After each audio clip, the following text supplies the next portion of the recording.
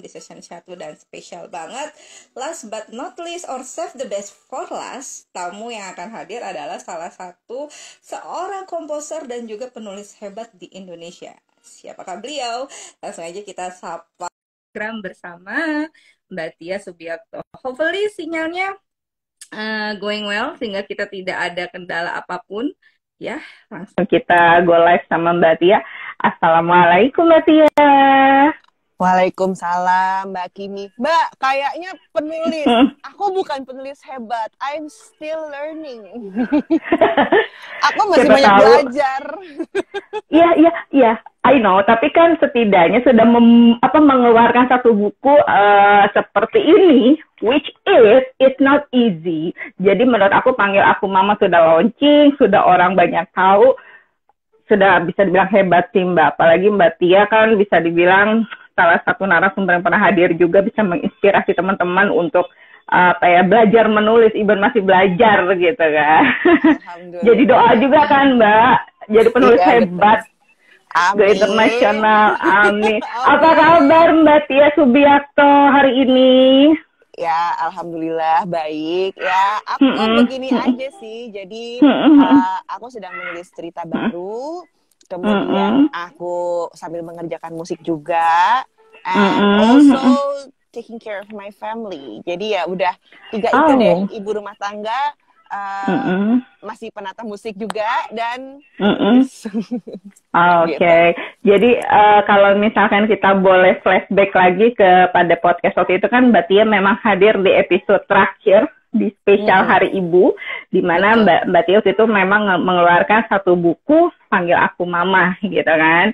Iya, betul. Seorang mama atau seorang ibu yang di dalam cerita buku ini yang saya pegang pun bisa dibilang ceritanya wow. Bisa bilang tokoh Tiara di sini tuh kayaknya kita bisa mendalami, atau aku pun bisa berperan sebagai Tiara gitu, membacanya tuh kayak sedang memerankan peran ini gitu kan.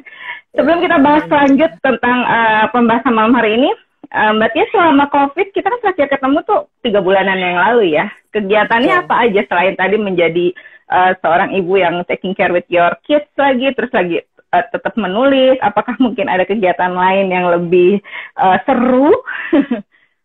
Ya, kegiatanku itu aja sih. Mungkin karena memang aku tuh bukan yang keluar-keluar hobinya gitu, nggak gitu sih.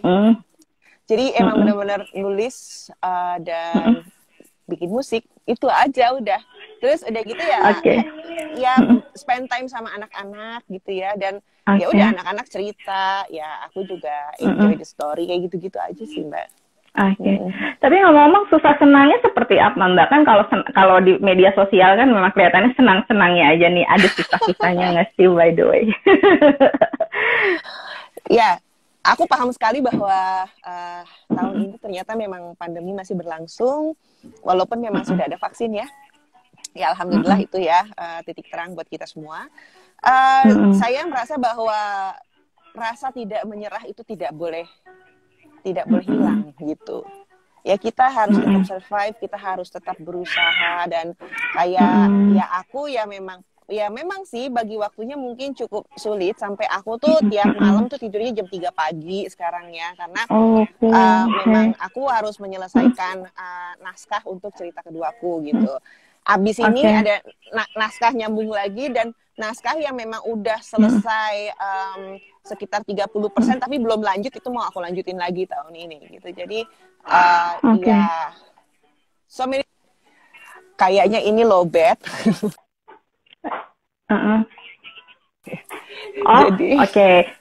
Mau sambil dicas, kalau gitu aku sambil say hi dulu.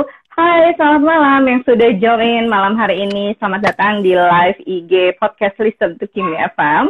Jadi Mbak Tia Subiakto waktu itu hadir sebagai narasumber saya di session 1. Kalau misalkan mau dengar cerita lengkapnya boleh search di Spotify, Apple Podcast, Google Podcast, dan juga YouTube audio version Listen to Kimi FM barengan sama Mbak Tia Subiakto. Kalau di podcast kan memang Mbak Tia itu cerita banyak dari mulai perjalanan karirnya as a composer gitu kan, sebagai konduktor waktu itu gitu kan. Nah malam hari ini berhubungan dengan bukunya yang Panggil Aku Mama, mungkin teman-teman juga pengen tahu kan, kok bisa sih seorang komposer menjadi penulis gitu kan. Jadi kita akan cari tahu nih gimana sih Mbak Tia waktu itu menyusun kata demi katanya. Karena kan kalau teman-teman udah baca, di sini tuh banyak sekali part per halamannya yang kita tuh kayak terbawa arusnya. Jujur aku baca ini udah 10 kali lebih loh Mbak. Dan part yang aku suka itu 10 ketika kali, ya Allah. Iya. Iya. Part Video aku agak berantakan, tapi I have to move this phone karena it's okay. Nggak kelihatan kalau di sebelah tadi. Iya, senyamannya Mbak Tia aja, senyamannya Mbak Tia. Anyway, kembali lagi. Part atau halaman yang saya suka dari buku Panggil Aku Mama adalah ketika justru ibunya ini ya, ibu dari anak tirinya itu mencari anak kandungnya Tiara gitu loh. Jadi menurut aku itu tuh kayak, kok bisa sih momen seperti itu dibikin atau kepikiran sama Mbak Tia gitu kan. Makanya hari ini kita akan ngobrol sambil mungkin tadi juga ada yang bilang tuh pengen juga jadi penulis siapa ya tadi. Hai Mbak Susilawati Heni, katanya saya juga ingin menjadi penulis. Bagaimana caranya Mbak Tia? Nah, makanya malam hari ini kita ngobrol-ngobrol menyusun kata demi kata. Kita ngobrol. Mbak udah enak ininya posisinya? Udah enak. Tapi Mbak Kimi dan teman-teman semua bisa denger aku ya? Bisa. Aku sih bisa. Oke. Jadi kita mulai dulu mungkin dari ini kali ya, langkah pertama waktu Mbak Tia memulai halaman pertama atau bisa dibilang idenya membuat Panggil Aku Mama itu seperti apa sih Mbak, by the way? Oke. Sebenarnya kan ini tuh berawal dari skenario yang aku tulis pas setahun ya, bulan Januari. Sebenarnya bulan ini tahun lalu itu adalah di mana skenario ini sudah selesai gitu. Skenario ini si Panggil Aku Mama memang aku persembahkan untuk film pertama suamiku Agil Syahriar gitu. Oke. Supaya dia bisa ngedirect film pertama, dan aku juga coba approaching gitu. Sampai sekarang pun aku juga approaching Mbak Kimi. Jadi it's been a year dan aku bertanya sama produser-produser gitu. Ada yang nggak mau invest film ini gitu. Kayak gitu sih. Jadi aku masih berusaha dengan sekuat tenaga lah gitu. Nah, memang perjuangannya sih di situ. Oke. Tapi aku merasa tahun lalu itu memang tahun pembelajaran buat aku ketika waktu pas pandemi dan aku memberanikan diri untuk merubah wahana menjadi dari skenario menjadi novel gitu. Itu benar-benar sangat apa ya? Sangat perjuangan banget gitu. Itu aku inget banget. Dan aku belajar banget di situ, nggak cuman di penulisannya, tapi juga workflow dari produksi buku itu seperti ini gitu. Kemudian sampai aku belajar tentang ternyata kalau kita punya kisah gitu, terus udah gitu kita tuangkan ke novel, kita harus mendaftar hak ciptanya demi keamanan kita gitu ya, atau kenyamanan kita gitu. Jadi kita secure lah. Kemudian sampai bagaimana mengkomunikasikan ini ya gitu. Karena kan aku sebenarnya taunya bikin-bikin doang, tapi kan kalau misalnya udah disuruh ayo promo ini promo itu tuh kayak aku tuh nggak tahu apa-apa gitu. Sampai aku sendiri gitu. Jadi semuanya sampai kepada in the business side-nya dan segala macam, dan itu aku belajar banyak. Nah, kalau untuk yang awal penulisan tuh ya itu mungkin karena didorong dari cinta aku gitu ya untuk suamiku, dan aku cuma pengen dia punya film pertama. Ya udah, aku ketik dan itu organik sekali gitu. Dan aku kan nggak pernah tahu dunia kepenulisan itu seperti apa pada awalnya. Yang aku tahu pokoknya aku mau bikin cerita ini bisa jadi film, dan aku ngetiknya pakai handphone dan itu organik banget gitu. Dari handphone? Maksudnya kayak kita ngetik-ngetik WA gitu, diketik di handphone. Wah, ini ajaib ya. Maksudnya kita kan kalau ya itu bikin note lah di handphone, tapi kayak ya daily activity gitu kan. Tapi untuk sebuah cerita kan kayaknya nggak tahu ya, kalau aku sih baru ketemu sekarang gitu seorang Mbak Tia. Bisa kan kalau orang-orang di draft ya, baik itu punya di laptop lah khususnya kan, di Word gitu, ini tapi dari handphone loh, menarik banget.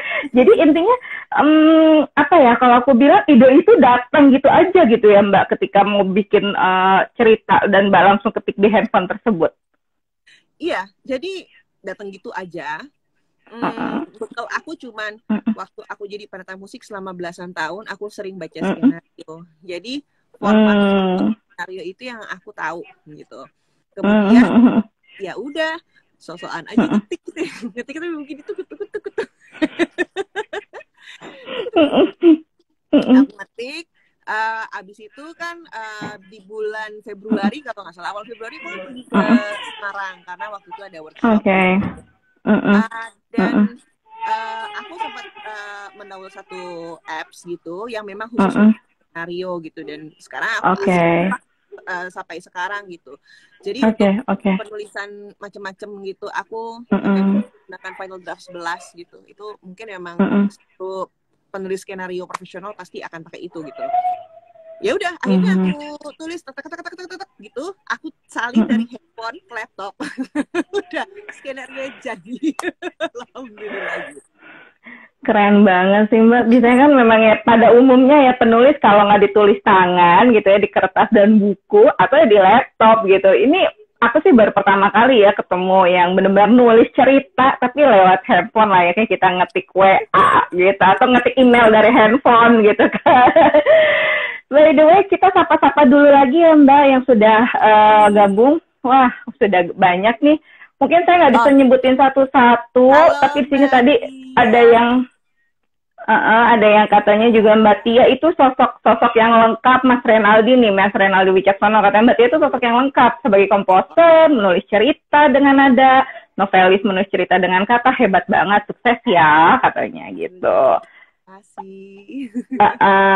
Kalau mau nanya-nanya atau say juga boleh di kolom komentar, silakan aja. Intinya kita sekarang ngobrol-ngobrol santai aja sih seputar menyusun kata demi kata. Dan kalau nggak salah waktu itu Mbak Tia bilang sama aku tuh cetakan terakhir ya bulan ini ya, panggil aku mama ya Mbak ya, Februari ini kan ya? Apa sudah selesai?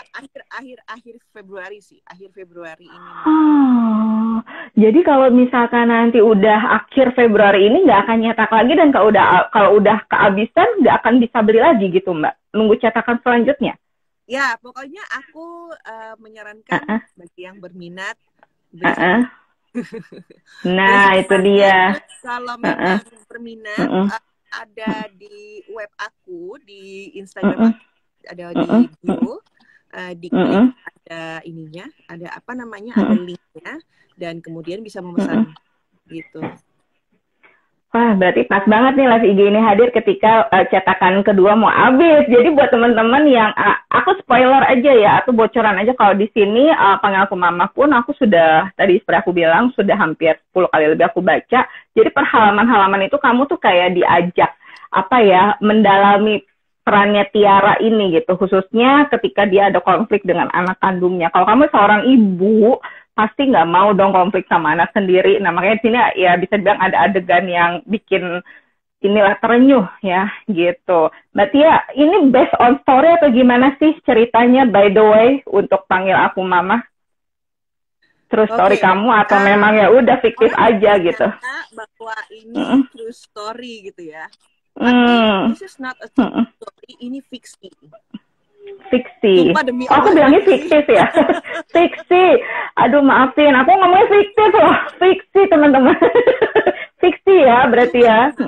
Ada beberapa yang di situ yang inspired by perjalanan hidup aku dari sebelumnya. Kemudian prinsip-prinsip dan nilai-nilai yang sebagai seorang istri memang harus memegang teguh gitu. Prinsip itu gitu. Nah, itu yang membuat aku tuh ya gimana ya, kayaknya sih memang prinsip-prinsip itu ya dimasukin lah ke situ gitu. Jadi maksudnya supaya aku bisa sharing, juga bisa berbagi, kemudian berbagi kekuatan dan ketegaran bagi para perempuan yang mungkin ya sendiri atau memang menjadi single mom gitu, atau memang menghadapi masalah, yang mudah-mudahan ini bisa menjadi pegangan gitu untuk bisa solve juga gitu.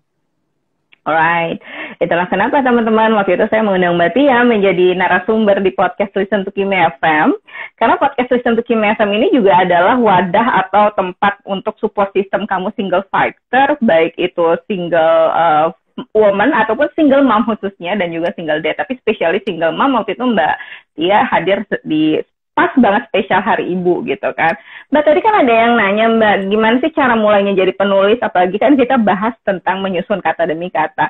Kadang kan kita kalau menulis atau bikin kalimat itu kan, ya kayak kita ngetik WA kan sebenarnya gampang-gampang aja ya. Tapi untuk menyusun kata demi kata, let's say halaman per halaman biar jadi cerita, itu ngapain dulu Mbak Tia? By the way, apakah harus perlu kayak screening dulu, melihat cerita orang lain, atau kita ada, biasanya Mbak Tia sendiri harus ada ritual khusus dulu sampai akhirnya bisa menulis, atau gimana? Oke, jadi kalau aku sendiri tuh awalnya memang, kalau sekarang aku memang sudah mulai mendisiplinkan diri dengan, aku buat outline, mesti membuat dramatic questions, dan kemudian ya udah mau ngambil apa, 8 sequence atau drama 3 babak atau gimana gitu. Karena ternyata ini setelah aku pelajari itu kan memang ada 10 langkah gitu. Maksudnya 10 pilihan kita menulis gitu kan. Caranya seperti apa. Tapi pada waktu pandemi itu kalau nggak salah ada di salah satu video yang aku lihat gitu ya. Ada tipenya itu writing in the dark. Jadi dari writing in the dark itu nggak menulis dalam gelap gitu maksudnya Mbak? Menyusun outline gitu ya atau paragraf pokok pikiran gitu tuh nggak pakai acara itu. Ya udah menulis aja gitu. Nah itu yang aku lakukan. Kita panggil aku mama, aku juga baru tahu istilahnya Mbak Kimi setelah bukunya terbit. Oke. Udah gitu pada waktu itu ya yang aku tulis adalah yang aku lihat gitu. Maksudnya kayak kita itu di otak manusia itu punya satu hayalan. Jadi ada yang apa yang kita lihat sama apa yang di dalam otak kita itu yang memang dilihat gitu. Jadi kalau aku biasanya nyebutnya second cinema gitu. Jadi second cinema yang di dalam pikiran itu yang habis ini kesini, aku kebayangin, tangannya Tiara ngambil ini apa segala macam. Jadi aku langsung tulis. Sekarang objeknya apa subjeknya apa gitu. Tangannya Tiara. Di meja itu ada apa ya? Ini. Jadi langsung ditulis based on second cinema yang ada itu. Tapi tetap akhirnya aku bercerita dan aku menumpahkannya. Makanya jadi kalau di handphone kayak curhat sih. Cuman itu kayak the way of writing stories gitu. Gimana caranya kita nulis cerita gitu. Iya, dan maksud aku tuh nggak nyangka sih seorang Mbak Tia Subiakto yang dulu kita kenal sebagai seorang komposer ya, teman-teman bisa menulis cerita seapik ini gitu, seepik buku Panggil Aku Mama perdana pula gitu kan. Nah, Mbak, kan waktu di podcast tuh Mbak Tia pernah bilang bahwa tantangan menjadi seorang penulis aja pernah, let's say, dipertanyakan oleh Pak Bi gitu kan, yakin nih gitu kan. Nah, sekarang responnya beliau gimana setelah bukunya terbit dan mulai orang tahu bahwa Tia Subiakto sekarang juga seorang penulis gitu? Iya, tetap aja sih protesnya kurangan tapi. Oh gitu. Udah tahu gitu, senang nulis gitu. Oke. Aku cuman bilang, Papa, menulis itu adalah passion baru aku gitu. Jadi kita akan bagi waktu gitu antara membuat musik, mengkomposisi musik, membuat jingle dengan menulis gitu. Oke. Buat aku sendiri sih yang sama itu prosesnya, proses olah rasa. Jadi gimana mengolah, tapi kita wujudkan melalui apa gitu. Mungkin karena setahun kemarin aku belajar dan sampai sekarang pun aku juga belajar. Aku lagi ambil online course untuk menulis novel. Sampai gitu. tahun lalu online course untuk skenario, sekarang online course untuk menulis novel. Jadi selain itu juga aku malah jadi into it gitu, into the writing gitu. Nah, itu pun juga ya akhirnya kadang-kadang sehari itu bisa yang aku nulis banyak, nanti di studio nangkringnya cuma bentar, habis itu taruh, ini ceritanya tuh inget deh gitu ya segala macam. Nah itu yang papi memang kadang-kadang bilangnya, ini kamu tuh sebenarnya mau jadi apa sih? Pengen jadi penata musik gak sih? Oke, iya. Tapi seru ya, maksudnya Mbak Tia sama Pak Bi ini masih sering berkomunikasi, bahkan sharing ilmu gitu kan. Tidak semua orang tua bisa mendampingi kita sih Mbak gitu. Makanya maksud aku tuh satu sosok papahnya Mbak Tia ini juga berperan penting untuk karir atau perjalanan hidupnya Mbak Tia selama ini gitu kan. Kalau misalkan sekarang ada yang nanya nih Mbak, katanya tuh nih Mas siapa nih? Mas Senatarium, aku nggak tahu ya cewek apa cowok, tapi namanya Senatarium, tips berhadapan dengan deadline film gimana Mbak? Kata gitu. Deadline apa nih? Deadline musik atau deadline skenario? Di sini nggak disebut, cuman berhadapan dengan deadline film aja. Gitu tipsnya. Sebenarnya professionally aku masih deadline film ya gitu. Jadi memang belum deadline yang berhubungan sama skenario gitu. Tapi kemarin sempat sih aku membuat skenario untuk film pendek gitu.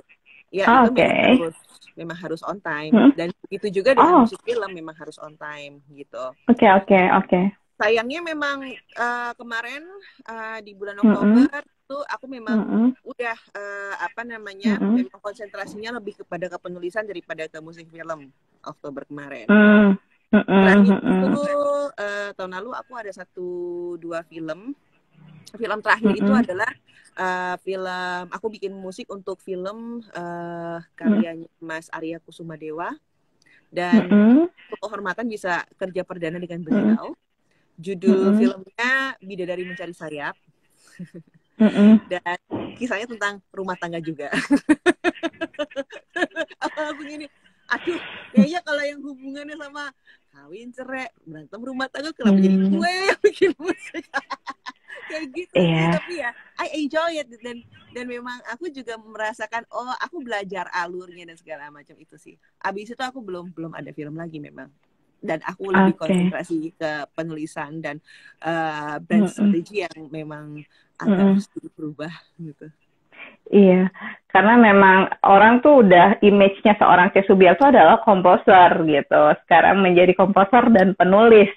Makanya aku salah satu orang yang beruntung sekali ketika Mbak Tia memulai karirnya sebagai penulis, bisa waktu itu hadir di podcastku dan sekarang bisa kenal gitu. Intinya kalau suatu hari nanti nama Tia Subiakto sudah around the world di mana-mana gitu kan, never ever forget me ya Mbak, itu aja sih. Hanya gitu ya, insya Allah. Amin. Tahun depan memang ada yang akan dirilis gitu, ya, of course gitu ya. Ya mohon doanya, mudah-mudahan tahun 2022 lancar. Dan tahun 2022 juga persiapannya juga lancar lah. Iya, aku turut bangga karena memang salah satu hal yang perlu kita gembleng dalam diri sendiri ketika ingin mengejar passion adalah konsistensi ya Mbak, atau kita harus ibaratnya ya udah jalanin sesuai passion kamu, nanti juga ada kesempatan terbuka lebar. Toh dengan Mbak Tia sekarang passion di bidang menulis, tanpa ya ini aku boleh bocorin nggak nih Mbak, bahwa Mbak Tia akan go internasional kan untuk tahun depan loh. Iya kan? Jadi waktu itu Mbak Tia bilang sama aku di podcast, mungkin teman-teman bisa juga dengerin lengkapnya di Spotify dan platform lainnya. Cari aja Listen to Kimia Farm bareng Mbak Tia Subiakto. Mbak Tia tuh bilang bahwa ya secara tidak sengaja menulis buku Panggil Aku Mama, akhirnya ada publisher dari Amerika ya kan kontak dan sudah sign kontrak, bukan hanya 1-2 tahun, langsung 10 tahun loh teman-teman. Iya kan, it's so amazing. Iya kan, 10 tahun. Jadi ceritanya gini, memang sih menerjemahkan gitu ya, dan kemudian pada waktu itu memang aku sudah merencanakan aku pengen bikin versi bahasa Inggrisnya gitu, dan kemudian akhirnya memang ada satu publishing house gitu ya, terus aku submit lah gitu. Kemudian yang alhamdulillah seiring dengan perjalanan dan segala macam ya alhamdulillah akhir Oktober kemarin aku kontrak dengan Rain Publications. Nah, kalau yang 10 tahun itu rencana aku menulis. Jadi akan ada koreksi. Oke. Aku menyelesaikan. Jadi di rencana penulisan itu aku ingin menyelesaikan kurang lebih 31 judul dalam 10 tahun. Jadi it's gonna be more books. Yeah, it's gonna be more book. And the very important thing, you will bring Indonesia to the world, right? So, wah, we proud of you, Mbak Tia. Karena gimana ya, namanya kita sebagai orang Indonesia, ketika karya kita tuh dihargai di luar negeri, tuh kayak feel happy, terus kayak merasa ya kita kan bawa Indonesia loh. Makanya aku sih berharap even kita nanti ada go internasional, tetap menggunakan bahasa Indonesia juga, walaupun bahasa Inggris adalah bahasa internasionalnya. Dan Mbak Tia kan Call Me Mother itu juga nggak gampang nih teman-teman, bikin buku bahasa Inggris gitu kan. How you do that gitu loh untuk melakukannya, apalagi apakah ini to the plot untuk translate Indonesia ke Inggrisnya, atau memang di versi bahasa Inggris ada cerita lagi gitu yang memang versi bahasa Inggrisnya sendiri? Mungkin untuk sementara ya versi bahasa Inggrisnya memang ya setelah tanda tangan kontrak memang pasti akan development sendiri nanti yang akan ya, karena memang belum, untuk sementara ini aku memang masih persiapan awal gitu. Juga baru menyadari bahwa oh iya ya, aku juga baru kan, maksudnya kayak hitungannya penulis baru kan gitu, masih newbie lah gitu istilahnya. Ya aku coba untuk belajar, sambil belajar aku juga mengajak yang lain-lain yang tertarik pada dunia literasi dan juga kepada yang suka baca atau yang senang nulis all around the world untuk yuk kita sama-sama belajar lagi gitu, yuk kita sama-sama sharing gitu, karena aku juga ya alhamdulillah sih aku mantap gitu loh untuk menjalani ini gitu, maksudnya aku juga mantap untuk ternyata my voice can be heard by everyone in the world gitu. Makanya aku juga lagi menulis naskah baru dan untuk diselesaikan tahun ini, jadi 1-2 naskah baru. Tapi jangan lupa ya Mbak, aku tuh tahun ini memang lagi menulis juga, nerusin rencana tahun lalu juga, nerusin buku fiksi tentang musik film. Jadi ya, insya Allah mudah-mudahan selesai dan mudah-mudahan terbit gitu. Iya, deadline-nya juga mudah-mudahan tercapai. Iya, amin. Tapi kalau yang non fiksi itu memang aku dedikasikan untuk seluruh musisi yang ada di Indonesia. Bahwa khusus Indonesia. About film score composing gitu. Oh. Menarik banget. Well, jadi tadi aku koreksi dulu bahwa yang untuk sign di luar negeri itu bukan 10 tahun, tapi memang sudah di-sign ya Mbak officially dengan publish di mana Mbak? Sorry, Amerikanya? Untuk judul Call Me Mother. Call Me Mother. Nama penerbitnya Hearn Publications, penerbitnya di Texas. Di Texas, wow. Oke, jadi nanti insya Allah tahun depan Call Me Mother sudah go internasional gitu kan. I proud of you.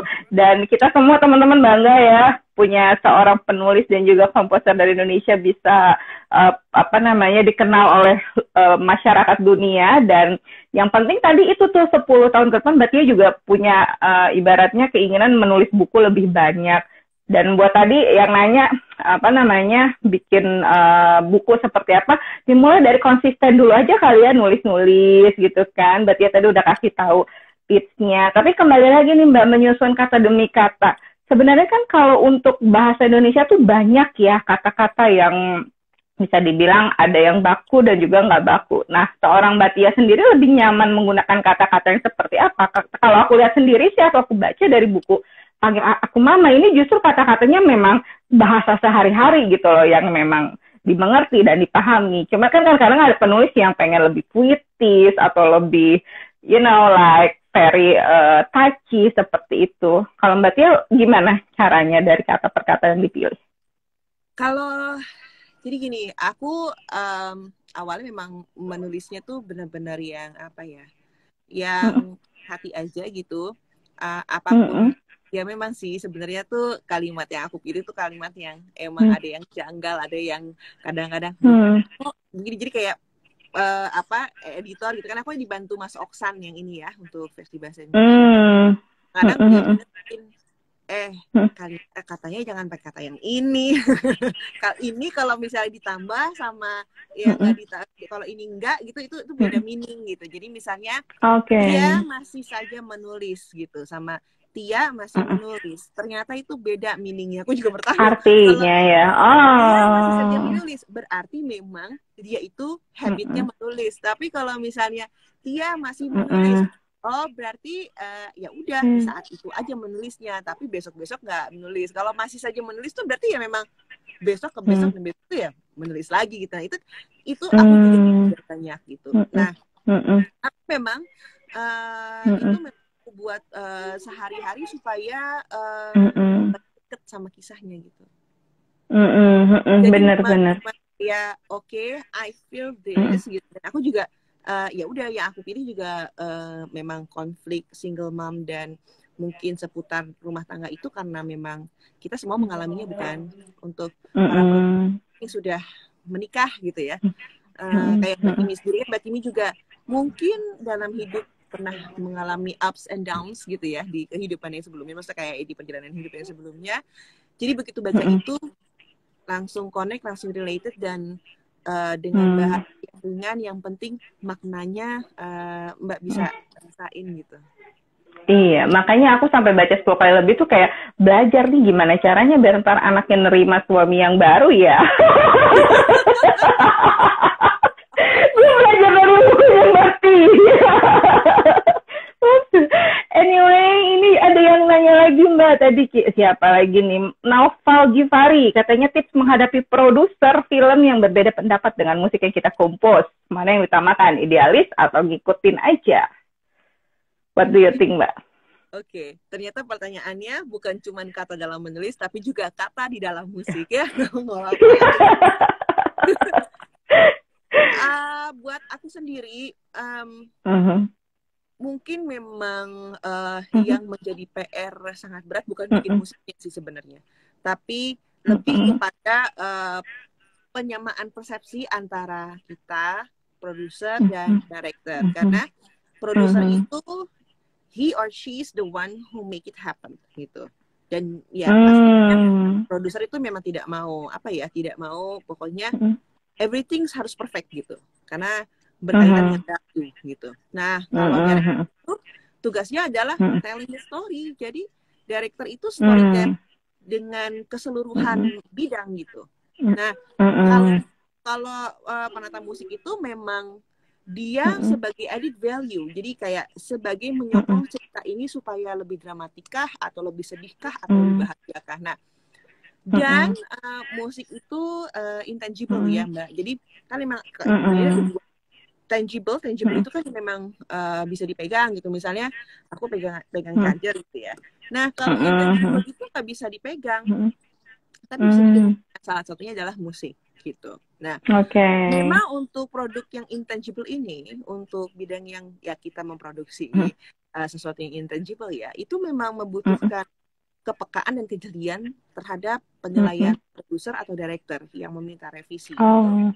Dan lebih bijak kalau kita nggak yang membela, kan gue ngerjainnya udah pakai begadang jam 5 sore sampai jam 5 pagi, kenapa jadi gue ditolak-tolakin? Nggak gitu kali ya caranya. Tapi lebih kepada oke Pak, bagian mana yang kurang, terus intensitas yang saya baca itu bener apa enggak gitu. Terus itu oke Pak, kalau misalnya yang ini approve, yang bagian sebelum-sebelumnya gimana? Kan ini kan, nah jadi emang lebih pembahasannya ke arah story, lebih ke arah cerita. Ya, produser nggak bisa gitu dibilangin, oh emang Bapak nggak tahu? Kan kalau modulasi dari A ke D itu kan lebih oke gitu, dengan 3/4 nggak perlu sih ngeluarin teori begitu. Aku rasa begitu sih. Jadi ya, dan satu lagi sih, sabar. So ya, siapa tadi Mas Naufal ya yang nanya. Jadi intinya sih lebih ke cara kita berkomunikasi ya Mbak Tia ya, untuk apa ya? Intinya kan satu, kita pengen sukses nih untuk si hasilnya. Yang penting kan penyampaiannya tersebut. Cuman ya Mbak, kembali lagi namanya kita bekerja itu kan tidak hanya dengan 1-2 orang, tapi banyak orang atau ya let's say paling sedikit 5 orang lah katakanlah. Ada pihak-pihak yang bisa jadi tidak sependapat dengan kita, tidak sepemikiran dengan kita, dan tidak sefrekuensi dengan kita gitu. Nah, ini juga kan berkaitan dengan kita flashback ke podcast Mbak Tia waktu itu, dengan pengalaman Mbak Tia as a single mom yang sudah pernah menikah lebih dari 2 kali gitu. Apakah sekarang Mbak Tia kan tadi bilang harus bisa lebih, ya katakanlah lebih bisa sabar menghadapi itu gitu, produser juga gitu. Itu berhubungan dengan masa lalu juga, akhirnya kita bisa lebih legowo atau lebih sabar, katakanlah seperti itu. Bisa jadi teman-teman yang lagi nonton sekarang juga masih meletup-letup nih emosinya menghadapi lawan bicara, menghadapi lingkungan, apalagi menghadapi COVID seperti ini. Apakah harus kita ngalamin hal-hal yang nggak enak dulu Mbak, hingga akhirnya kita bisa jauh lebih sabar sekarang?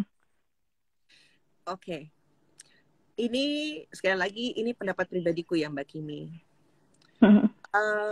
Memang aku sudah menikah lebih dari 2 kali, which is itu 3 kali gitu. Hopefully this is the last one gitu, karena aku sendiri juga ya sudahlah, semakin kita mature, kita memang harus semakin bisa berpikir gitu, bahwa kita ini adalah manusia adalah makhluk sosial gitu, dan kita harus bisa mengerti gitu, mengerti teman kita, mengerti suami kita, mengerti sahabat kita, mengerti anak-anak kita. Itu yang akhirnya aku belajar, benar-benar belajar nahan dan belajar berpikir sebelum aku emosi. Aku paham sekali bahwa keadaan tertentu yang membuat emosi kita tuh jadi meluap-luap gitu ya. Tapi then again, aku cuma gini. Oke, dia marah sama aku. Aku pantas gak sama dia?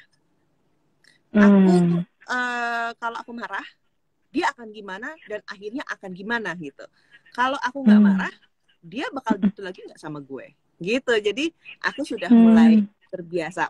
Waktu pas di umur 20, aku tidak melakukan itu karena kan umur 20 itu memang sudah dewasa tapi belum menjalani tempaan hidup. Dan memang sih alhamdulillah gitu ya, memang kehidupan manusia itu tidak ada yang mulus gitu ya Mbak ya. Jadi yang ada itu up and down gitu. Bahkan mungkin kita semua, hampir semua dari kita mungkin ya, mengalami kehidupan dalam titik yang 0 gitu ya. Aku juga pernah ngalamin titik 0 tuh pernah gitu. Ya berdasarkan bioritem kita masing-masing tentunya ya Mbak ya.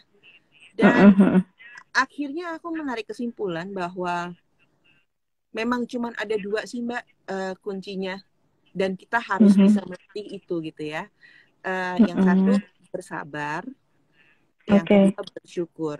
Jadi kalau memang lagi diuji sama Allah, ya kita bersabar aja. Bersabar, kita positive thinking, dan kita harus bilang nggak apa-apa. Nanti di sana, di depan sana, kalau kita bisa melewati ujian itu, ada pelangi dan matahari gitu. Bersyukur begitu tiba-tiba pelangi itu benar-benar jadi rezeki kita, atau matahari itu menjadi rezeki kita, misalnya gitu ya kan, aku pakai perumpamaan. Aku cuma bilang ya alhamdulillah, Allah benar-benar memberikan aku kesempatan ini gitu. Dan makin kita berpikir, apakah kita mau membuang kesempatan gitu, atau apa kita mau mempergunakan kesempatan ini dengan sebaik-baiknya gitu. Dan juga berpikir, apakah ada ujian ya di balik kesempatan ini? Kita juga harus mawas diri. Jadi tetap 2 kuncinya, sabar dan bersyukur. Sabar dan bersyukur ya teman-teman. Jadi apa ya, bisa dibilang ini juga satu momen COVID atau Corona ini juga membuat kita harus lebih banyak dan bersyukur, bersabar hingga akhirnya walaupun vaksin udah ada, benar-benar hilang nih COVID, mungkin nggak hilang kali ya Mbak, cuman lebih kayak kita lebih baik aja kondisinya dari sebelumnya, sudah ada vaksin gitu, kita lebih pro kesehatan. Dan bersyukurnya adalah teman-teman bisa masih ini loh hidup, karena kan teman-teman banyak juga kan berita sekarang yang justru lewat atau pass away dengan COVID ini gitu, dan nggak gampang gitu kan. Dan satu hal lagi Mbak Kimi, apa namanya, bersyukurnya itu karena satu, kita dekat sama keluarga ya Mbak. Jadi Nah iya, itu work, terus iya, mulai dari work from home, school betul. from home, ya kan. Work from home kan berarti kita deket sama keluarga, sama suami, istri, dan anak-anak gitu. Dan satu lagi justru malah punya kenalan baru karena kalau aku ya mungkin karena aku tuh tahun lalu juga sempat ngebantuin Mas Agil gitu ya, suamiku, yang pengen punya video klip untuk memberikan semangat ketika pandemi ini gitu. Akhirnya kita itu yang diciptakan itu waktu itu lagunya bersama Dr. Edi Prasetyo, namanya Panggilan untuk Indonesia. Nah, kita baru pertama kali ketemu sama Dr. Edi dan akhirnya tahun ini menjadi sahabat kita gitu. Nah, kan berarti kan ada kenalan baru, silaturahmi baru, kesempatan baru, aktivitas baru gitu. Jadi itu aja yang bersabarnya itu, bersyukurnya ya dua hal tadi. Kalau menurut saya gitu. Iya. Benar-benar itu yang dirasakan oleh Mbak Tia dan juga suami kan. Belum tahu nih yang dirasakan teman-teman lain juga seperti apa, karena ya semakin kita bersyukur sebetulnya juga Allah akan semakin senang dan menambah nikmatnya ya Mbak, dibandingin kita mengeluh terus gitu. Makanya to be honest, aku pun melakukan podcast Listen to Kim FM ini sebetulnya bisa dibilang healing aku setelah tahun kemarin kehilangan pekerjaan dan ada hal-hal yang membuat aku kaget gitu kan. Hingga akhirnya ya dibuatlah podcast ini, dan salah satunya juga bersyukur bisa kenal Mbak Tia gitu kan, dengan ya semua, kembali lagi Mbak Tia bilang semua Allah yang mengizinkan. Kalau tidak bersyukur nggak mungkin aku bisa ketemu seorang Mbak Tia Subiakto yang waktu kecil gue sering lihat di TV terus tiba-tiba ada depan gue gitu kan. Above all, I'm only human and I'm your best friend Mbak Kimi. Gitu aja. Oh my god, I feel so honored loh kamu bilang itu Mbak. Mbak Dia ini lagi di studio Mbak sekarang? Iya, lagi di studio. Tapi di studio memang ada anak-anak juga, jadi memang ada satu project memang harus kelar. Tapi itu nulis sambil bikin musik, terus udah gitu sambil sambil angon anak-anak gitu ya. Terus sama ya udah memperhatikan suami lah, kesehatan suami ya gitu, kayak gitu. Ya semoga semuanya. Amin, semoga semuanya baik-baik aja ya Mbak. Mbak, bocoran deh. Kan tadi Mbak bilang Mbak tuh ingin membuat lebih banyak buku ya dalam 10 tahun ke depan. Apakah nanti ceritanya akan baik itu fiksi dan non-fiksi itu berhubungan dengan let's say rumah tangga dan juga kehidupan up and down seseorang, atau mungkin ada cerita lain yang kira-kira itu membuat kita, wah ini karya terbarunya dari Tia Subiakto nih, walaupun nggak semua sih dibocorin, tapi kira-kira lebih kemana sih arah bukunya Mbak Tia nantinya? Oke. Apapun tema ceritanya, karena kita belum tahu ya gitu. Mungkin kalau misalnya aku mau bicara tentang rumah tangga, aku akan bicara tentang rumah tangga. Kalau misalnya aku mau bicara tentang single mom lagi, aku akan bicara tentang single mom, hubungan ibu anak, dan kisah cinta gitu, love story gitu. Atau cinta yang bertepuk sebelah tangan, kasihan ya. Tapi above all, aku benar-benar mau sharing aja. Aku ingin berbagi semuanya berdasarkan apa yang aku tulis, dan pastinya kalau aku menulis mungkin berdasarkan dari perjalanan yang memang aku rasa ini memang patut untuk di-share sama semuanya gitu. Supaya ada hikmah di balik itu gitu. Semua yang bisa diambil dan dijadikan pelajaran hidup yang positif gitu. Amin. Karena semua karyanya Mbak Tia, khususnya di film juga nggak ada yang nggak mungkin jadi masterpiece ya, let's say kayak mengkompos film ayat-ayat cinta, ya kan, terus juga film Sang Dewi, lalu juga jingle-jingle iklan, semua tuh kayaknya tuh nggak mungkin nggak jadi gitu loh. Makanya I believe you gonna be the right writer, penulis yang hebat, karena ya dimulai dari Panggil Aku Mamah ini sih Mbak, yang relate sekali dengan single mom dan kehidupan, ya bisa bilang masyarakat banyak yang memang problematikanya adalah ibu dan anak tiri dan juga suami baru gitu. Intinya ya drama kehidupan itu akan selalu ada, seperti itu. Mbak Tia, ngomong-ngomong, apa namanya kalau nantinya misalkan nih ada kesempatan dari buku itu dijadikan film gitu, Mbak Tia akan lebih memilih menjadi apa ya sebutannya ya tadi ya produser atau director gitu atau tetap di penulis aja di skenario. Misalkan ada satu kesempatan nih yang invest, Tia kamu bikin film tapi kamu yang let's say ngedirectnya atau produserinnya gitu dan kamu akan lebih pilih yang mana Mbak? Oke. Karena tadi aku sudah bilang di awal bahwa skenario Panggil Mama itu aku tulis khusus untuk film pertama suami aku. Sudah pasti dari suami aku. Oh, dari sana udah pasti Mas Agil. Oke. Nah, aku cuman menghantar sampai sini saja gitu. Jadi menghantar. Oke, jadi produksi ya Bismillah gitu. Investor yang tertarik gitu dan apa namanya aku percaya kok Mas Agil itu memang sih beliau berangkatnya dari jadi sutradara iklan ya dan dia memang specialized food kan tapi aku percaya gitu Mas Agil pasti bisa mewujudkan Panggil Aku Mama ini dengan sangat baik gitu. Itu aja sih yang aku sih sebagai istri cuman mendorong suami aku dan mencoba membuka possibilities yang ada gitu. Oke. Sebagai penulis pemula, Mbak Tia kan sudah bilang di jalur indie nih nulisnya buku Panggil Aku Mama gitu kan. Mungkin bisa jadi sekarang teman-teman juga tadi kan bilang ada pengen belajar nulis atau nanti kedepannya mau bikin buku juga gitu kan. Tips dong Mbak biar menjadi seorang penulis di jalur indie katakanlah publisher atau caranya kita berpromosi secara diri kita sendiri itu mulainya dari mana dulu sih? Oke. Kalau aku mau apapun itu jalannya karena kita tidak pernah tahu ya jalan yang diberikan sama Allah ya. Bahkan kita tidak pernah tahu 2 menit lagi apa yang terjadi gitu ke depan.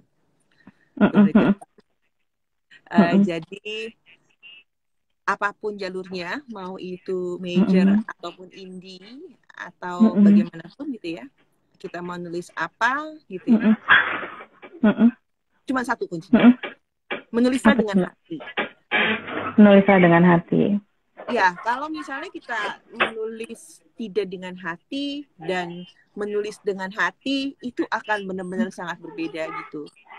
Kayak aku tadi tuh sempat ya kemarin tuh aku nulis satu bagian untuk naskah baru aku ini dan tiba-tiba aku nangis.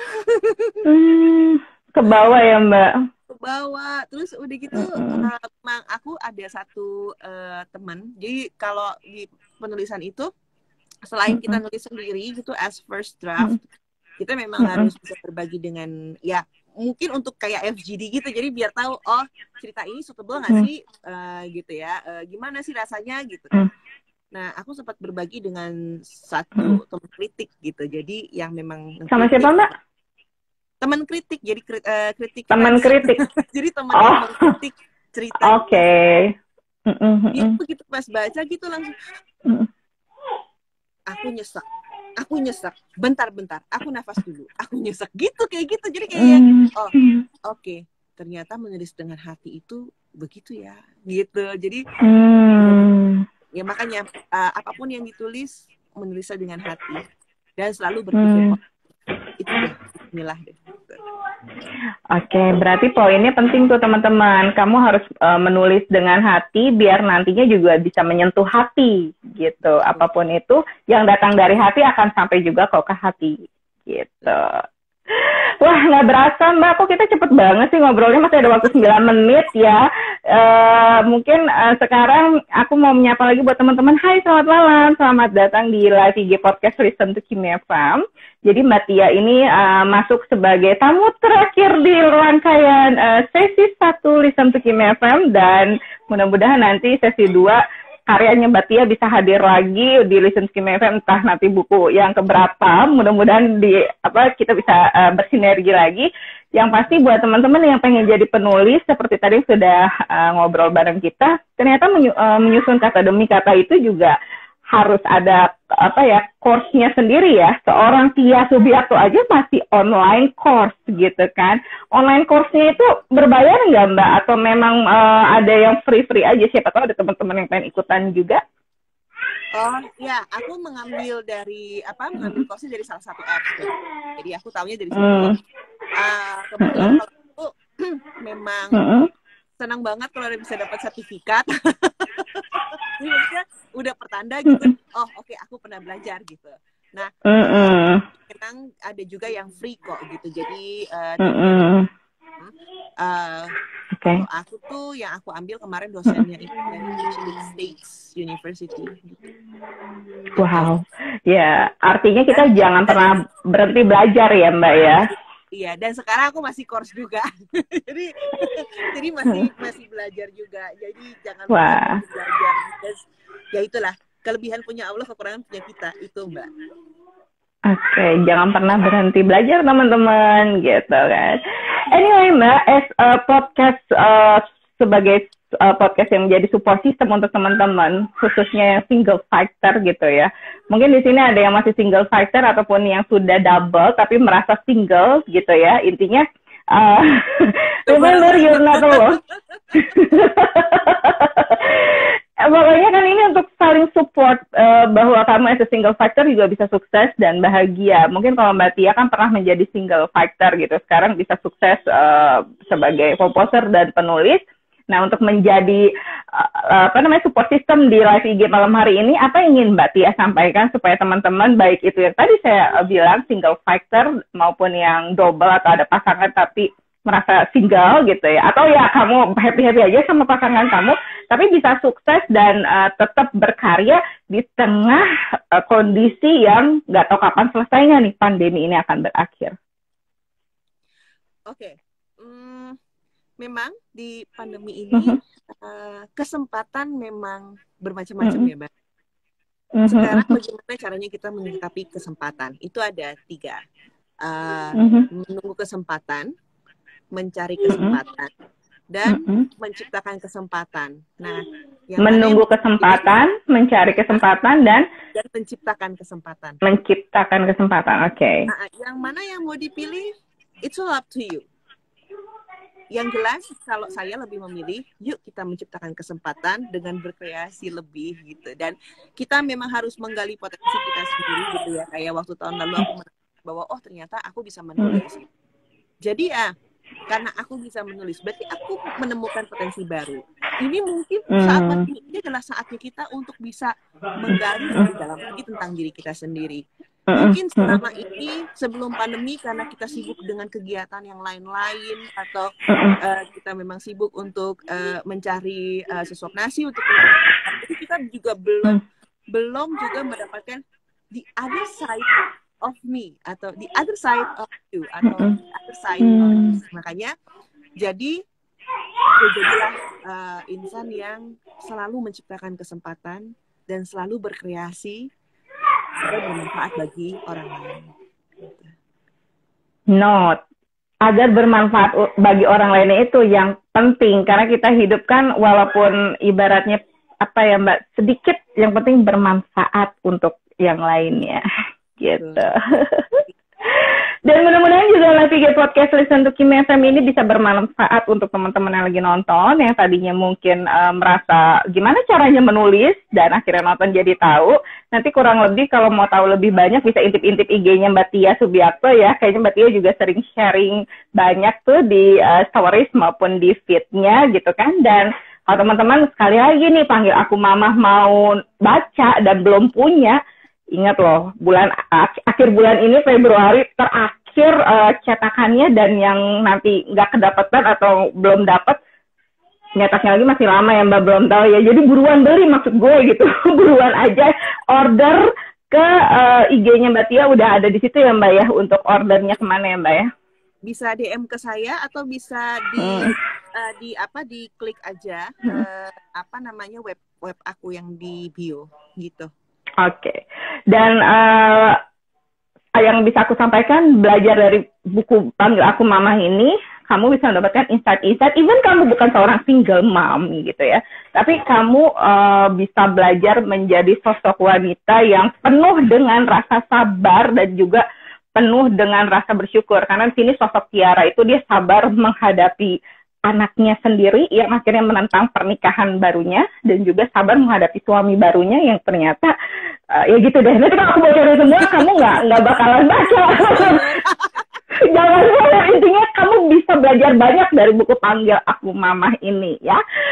Anyway, Mbak Tia Subiakto, thank you so much for join us, dan satu kehormatan sekali lagi bisa hadir di sesi 1 Listen to Kimi FM is all about single fighter, dan ini menjadi save the best for last banget nih, tamu terakhir, di mana sesi 1 ini live IG podcastnya akan ditutup oleh seorang Mbak Tia Subiakto. Mbak, mau tahu dong sebelum kita closing, what do you think sih about Listen to Kimi FM and how you feel ketika menjadi tamu di narasumber sesi terakhir untuk versi audio podcast dan juga versi live IG-nya? Listen to Kimi FM.